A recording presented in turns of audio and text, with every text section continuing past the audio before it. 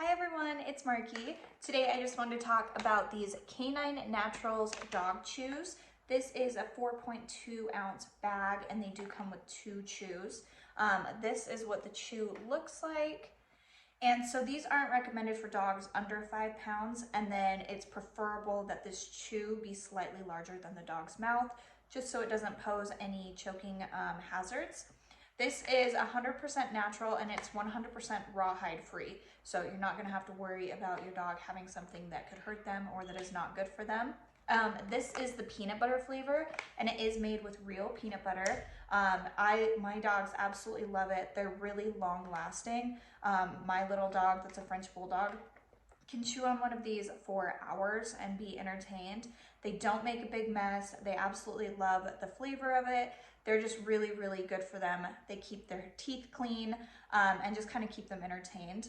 I absolutely love them. I love that they are long lasting and that they're completely natural. They don't have a bad smell. A lot of dog treats do, and it grosses me out, but these ones aren't like that at all. Really high quality. I just think that they are great. So if you are looking for something to treat your dog to or to keep it entertained, I would highly recommend that you look into this product. So I hope this was helpful. Thank you.